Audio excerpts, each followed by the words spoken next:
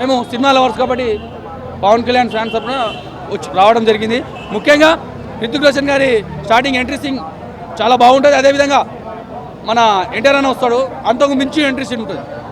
నిజం చెప్తున్నా, డ్యాన్స్ విషయంలో మొదలు పెట్టుకుంటే మన రితిక్ రోషన్ గారి డ్యాన్స్ ధూమ్ 1 ధూమ్ 2 అది చూసే ఉన్నాం, రొటీన్ డ్యాన్స్. కాకపోతే ఎన్టీఆర్ అన్న దేవరకు అదేవిధంగా వాటు చూసుకుంటే ఇందులో డ్యాన్స్ చాలా చక్కగా బాగుంటుంది. అక్కడ ఇట్లా చేస్తారు కదా, ఇక్కడ ఇట్లా తిప్పిండు అమ్మతోటి, చాలా బాగుంది. బీజిఎమ్స్ అన్న సైతాన్ బీజిఎం అని వస్తుంది, దుమ్మి దులిపాడు. పాటలు నచ్చలే, పాటలు బాగలే, డ్యాన్స్ కోసం వెళ్ళొచ్చు. అదేవిధంగా ఎన్టీఆర్ అన్న గారి యాక్టింగ్ కోసం వెళ్ళొచ్చు అన్న. నేను ఒక్కటి చెప్తున్నా, నా 1+ స్టూడియో ఇక మిగతా హీరోలందరూ పావు బజ్జీలు పానీపూరులు బండిలు పెట్టుకోవాలనుకుంటున్నాం.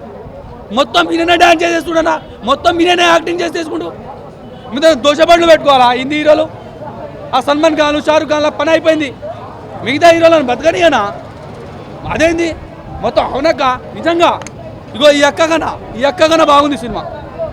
నిజంగా ఇంత చక్కటి సినిమా అందించినందుకు ఆ డైరెక్టరు నిజంగా ఈ స్టోరీ రాసిండు కదా. స్టోరీ ఎన్టీఆర్ అన్న దృష్టిలో పెట్టుకొని రాసిండు. ఏడా సౌత్ ఇండియన్స్ ఏదో తెలుగు బిడ్డలు తందరో సినిమా ఎన్టీఆర్ అన్న తక్కువ చూపిస్తే ఏడాదందరో అని భయపడి కూడా రాసుకుంటాం మనం. ఆ డ్యాన్స్, ఆ ఎలివెన్స్, ఆ యాక్టింగ్లు, మిగతా హీరోలందరూ బజ్జీలు పానీపూరీలు దోశబండ్లు పెట్టుకోరా, అందరు దోశబండ్లు పెట్టుకోవాలి 100%. యాక్టింగ్ చేస్తున్నాక అదేవిధంగా మ్యూజిక్, అబ్బా బీజిఎం అన్నా చింపి పడదగిన. నిజంగా నేను చెప్తున్నా, అబద్ధంగా అంటే నేను పవన్ కళ్యాణ్ అభిమానిని. హరిహర మహాయుళ్ళు బీజిఎమ్స్ కూడా నచ్చలేదు నాకు. అంత చక్కటి బీజిఎం ఇచ్చిండు. బాగుందో కూడా బాగుంది.